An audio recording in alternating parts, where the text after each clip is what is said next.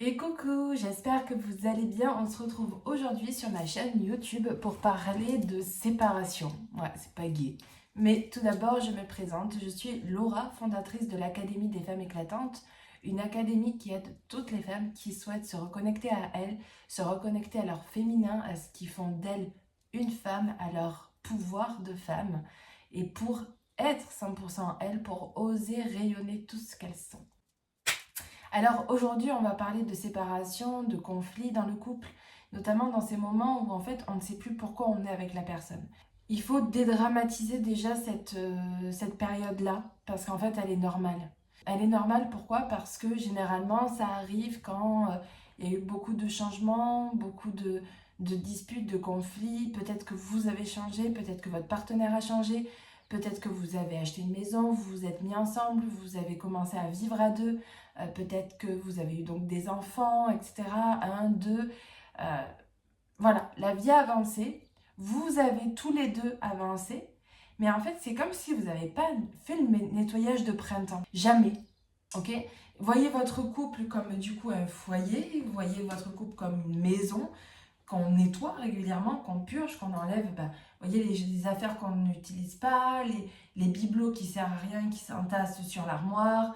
Voilà, tout ce travail, en fait, dites-vous que potentiellement, vous l'avez jamais fait. Et donc, vous arrivez à un moment donné dans cette maison qui est toute crade, où il y a plein de trucs qui servent à rien, plein de choses, vous vous demandez même pourquoi ça fait là. Et en fait, vous voyez que c'est la maison le problème et pas ce qu'il y a à l'intérieur. Que vous imaginez pas qu'un nettoyage et qu'une purge soit possible. Donc c'est là où je vous dis que c'est normal. C'est normal parce que peut-être que le travail n'a jamais été fait. Et de croire que le travail ne se fait pas, qu'il n'y a pas de travail à faire dans le couple et que ça doit être simple, que ça doit être facile, qu'on doit juste s'aimer comme ça, machin, ben ça c'est des illusions qui font que dès qu'il va y avoir un réel conflit, eh bien on va faire taillot-taillot plutôt que d'affronter le problème. Je dis pas que vous ne l'affrontez pas, je dis pas que voilà, non. Mais il y a quand même cette énergie-là, en fait. Il y a quand même un fond comme ça, où on pense, où on croit que ça doit être facile. Et dès que la difficulté apparaît, puisque nous ne sommes pas habitués à imaginer qu'il y ait confrontation dans le couple, alors ça signifie qu'il y a un problème, un vrai problème, vous voyez, que c'est pas normal. Et c'est là où j'attire vraiment l'attention de chacune qui m'écoute aujourd'hui, parce que si tu es là, c'est que potentiellement tu vis un conflit dans ton couple ou que ça te parle, en tout cas cette thématique-là, je t'assure, il n'y a pas de... Enfin, c'est pas parce que tu vis une période difficile que c'est pas un homme pour toi, voilà, que c'est pas quelqu'un qui est fait pour toi. Là, moi, je t'invite vraiment à avoir un discernement pour savoir déjà si c'est l'ordre de la violence, tu vois, ou si c'est quelqu'un qui est mauvais, toxique pour toi. Donc là, on passe dans une autre catégorie et ma vidéo ne s'adresse pas à toi. Mais si tu vois, c'est juste un conflit, entre guillemets, dû à la vie, dû en fait au fait que vous avez évolué ensemble, que vous avez changé ensemble. Et donc par conséquent que cet homme, ben tu le reconnais pas forcément, mais parce qu'en fait on n'a pas épuré, on n'a pas nettoyé, alors cette vidéo elle est faite pour toi. Si tu te poses la question si tu dois rester ou pas avec lui, et pourquoi en fait tu es avec lui, ben, cette vidéo elle est faite pour toi. Donc déjà, premièrement, moi, je vais te partager mon expérience parce que peut-être que ça pourra t'inspirer ou pas. Mais du coup, ça pourra peut-être te donner une clarté sur ce que tu vis. Moi, j'ai vécu la même chose. J'ai vécu un énorme conflit, et ça a duré quelques années, avec mon partenaire, après avoir eu notre fils. Parce que, en fait, l'arrivée de notre enfant a mis vraiment un chaos dans notre vie. Pourquoi? Parce qu'en fait, c'est venu chambouler toutes les places que nous avions. Et en fait, on a agi inconsciemment, c'est-à-dire qu'on a avancé dans notre rôle de parent, avancé dans nos rôles de femme et d'homme, de couple, et aussi d'individus, parce qu'on est quand même aussi des individus à part entière. On a avancé comme ça, mais en mode, on porte pas de conscience, quoi. On avance, mais on sait pas vraiment comment, on sait pas comment on fait. Et donc, c'est comme si nous étions aveugles en fait de ce qui se passait. Et comme on avançait inconsciemment, en fait, on se heurtait à des murs, mais voilà, on avançait quand même. Donc là, ça a mis énormément de conflits, beaucoup, beaucoup de douleurs pour chacun.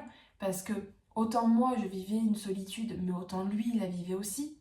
Sauf que j'étais tellement concentrée sur ma solitude, le fait d'être devenue maman, d'avoir vu ma vie totalement changer, de ne plus me reconnaître, de ne plus avoir la sensation de maîtriser quoi que ce soit. J'étais tellement dans ma douleur que je n'ai pas vu la sienne. Et donc ça a fait qu'on a quand même évolué, hein, on a quand même avancé, hein, parce qu'on a eu donc notre fils, 2 ans après on a acheté notre maison, on s'est installé et tout ça. Et à un moment donné, en fait, après l'achat de la maison, ça a valsé. Ça a valsé parce que, en fait, on avait trop accumulé de débris dans la maison. Enfin, de manière imagée.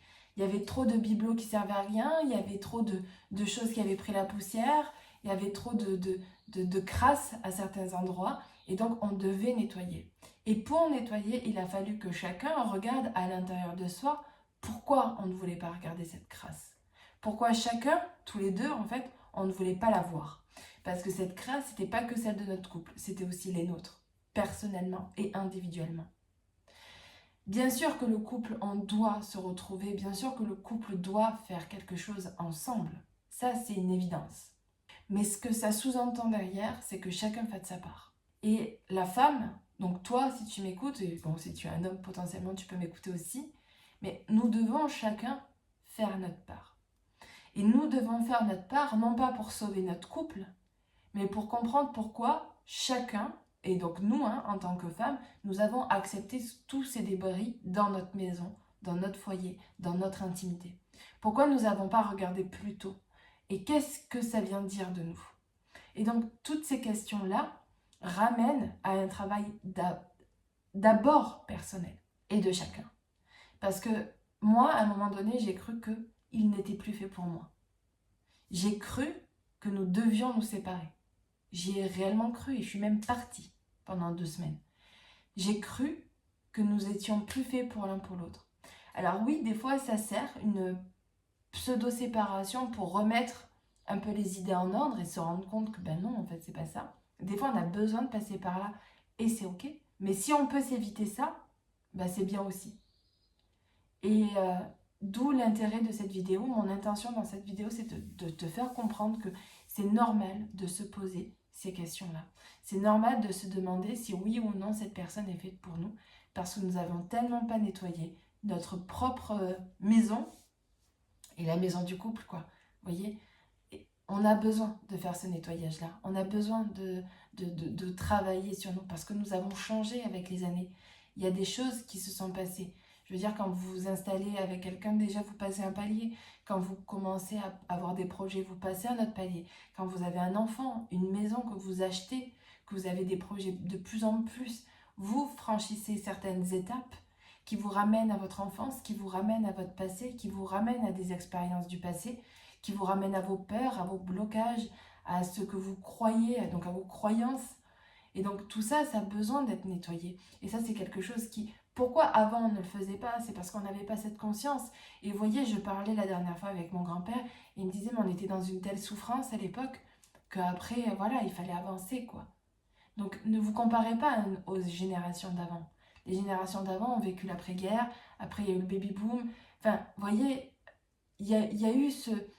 On n'était pas dans le même état d'esprit qu'aujourd'hui. Aujourd'hui, nous avons la chance.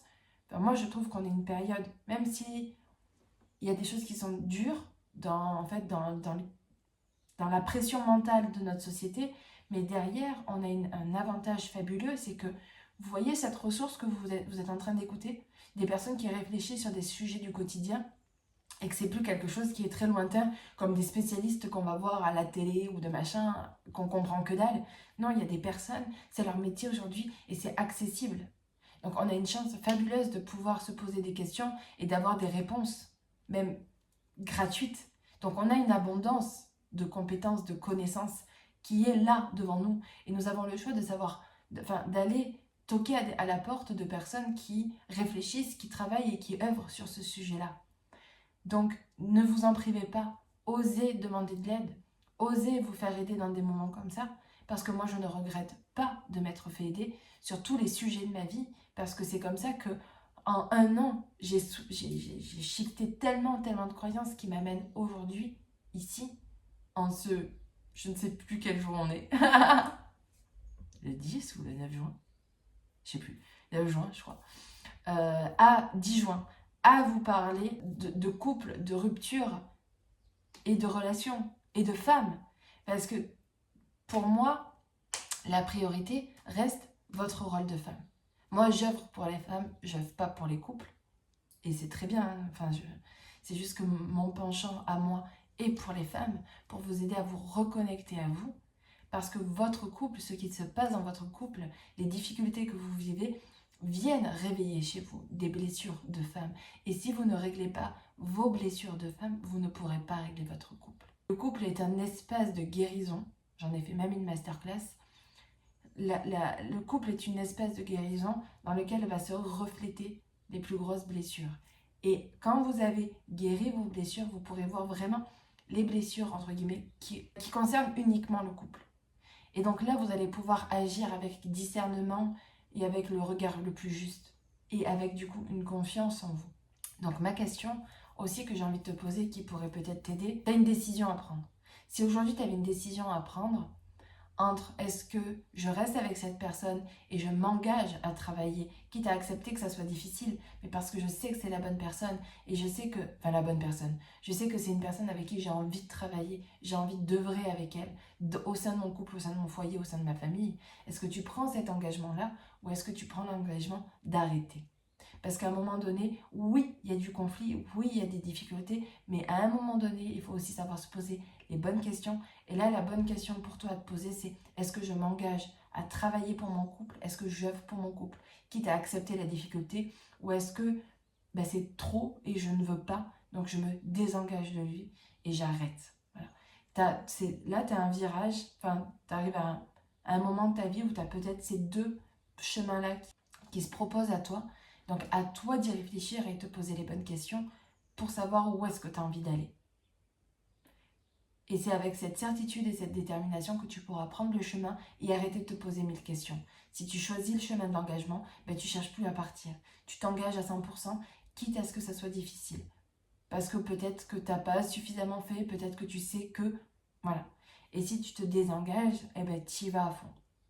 Aussi. Tu œuvres pour la séparation et peut-être une séparation la plus douce, parce que si tu as des enfants, la séparation dans laquelle tu vas communiquer, parce que si vous êtes peut-être parents, vous resterez parents même si le couple se sépare, etc. etc. Vous voyez, c'est pour du coup vous apporter ce dont vous avez besoin selon la direction que vous allez prendre. Voilà. Allez, je vous embrasse. N'hésite pas à venir me parler sur Instagram. Mon contact c'est laura.merveille comme ma chaîne YouTube. Et si tu veux aussi me laisser un commentaire pour me dire ce que tu as pensé de cette vidéo, ça sera avec plaisir. Je t'embrasse et je te souhaite une très belle journée.